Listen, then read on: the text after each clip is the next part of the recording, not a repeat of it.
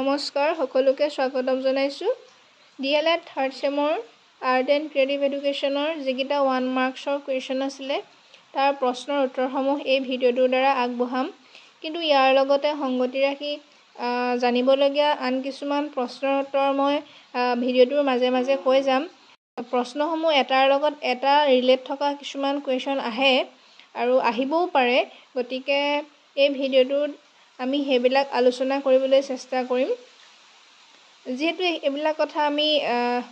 জনাটো অতি আৱশ্যক আহক তেতিয়াহ'লে ভিডিঅ'টো আৰম্ভ কৰোঁ প্ৰথমটো প্ৰশ্ন আছিল যে কোনগৰাকী চিত্ৰশিল্পীয়ে ভাৰতীয় সংবিধানৰ ব্যাখ্যাঙ্কন কৰে ইয়াৰ উত্তৰটো হৈছে নন্দলাল বসু আৰু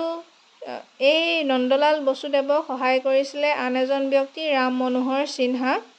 আৰু এই ক্ষেত্ৰত তেওঁ সহায় সহযোগিতা কৰিছিলে কলা ভৱনৰ শান্তি নিকেতনৰ যিসকল শিল্পী আছিলে তেওঁলোকে ভাৰতীয় সংবিধানৰ ব্যাখ্যাঙ্কনত ইলাষ্ট্ৰেশ্যনত সহায় সহযোগিতা আগবঢ়াইছিল তাৰ পাছত নেক্সট কুৱেশ্যনটো আছিলে 2019 বৰ্ষত অসমৰ কোনগৰাকী ব্যক্তিক ভাৰত ৰত্ন বঁটা প্ৰদান কৰা হৈছিল আমি সকলোৱে জানো হয়নে ইণ্ডিয়াছ হাইয়েষ্ট চিভিলিয়ান এৱাৰ্ড হৈছে ভাৰত ৰত্ন সৰ্বোচ্চ অসামৰিক বঁটা আমাৰ অসমৰ পৰা বৰ্তমানলৈকে দুজন ব্যক্তিয়ে পাবলৈ সক্ষম হৈছে এজন হৈছে লোকপ্ৰিয় গোপীনাথ বৰদলৈ আৰু আনজন হৈছে আমাৰ সুধাকণ্ঠ ডক্টৰ ভূপেন হাজৰিকা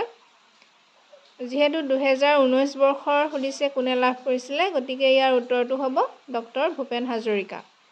তাৰ পাছত আহিছে যে কোনগৰাকী পশ্চিমীয়া চিত্ৰশিল্পীয়ে বিশ্ববিখ্যাত গুয়েৰ্নিকা ছবিখন অংকন কৰিছিল এই ছবিখন অংকন কৰিছিল এজন স্পেনিছ আৰ্টিষ্টে 1937 চনত আৰু তেওঁৰ নাম হৈছে পাবলো পিকাছো এই ছবিখন আপোনালোকে নেটত গুয়েৰ্নিকা পেইণ্টিং বুলি মাৰি দিলে চাব পাৰিব যিখন এখন ব্লেক এণ্ড হোৱাইট পেইণ্টিং হয় তাৰ পাছত আহিছে যে এবিধ অৱনদ্ধ বাদ্যযন্ত্ৰৰ নাম লিখা অৱনদ্ধ বাদ্যযন্ত্ৰসমূহ বুলি ক'লে আপোনালোকে মনলৈ আহিব যে যিসমূহত সাধাৰণতে চামৰা ব্যৱহাৰ কৰা হয় যেনেকৈ চামৰা ব্যৱহাৰ কৰা হয় ধৰি লওক যেনেকৈ আমাৰ খোল তবলা মাদল ইত্যাদি গতিকে বাদ্যযন্ত্ৰসমূহক আমি 4 ভাগত ভাগ কৰিব পাৰোঁ হয়নে অৱনদ্ধ বাদ্য তৎ বাদ্য ঘন বাদ্য আৰু সুখীৰ বাদ্য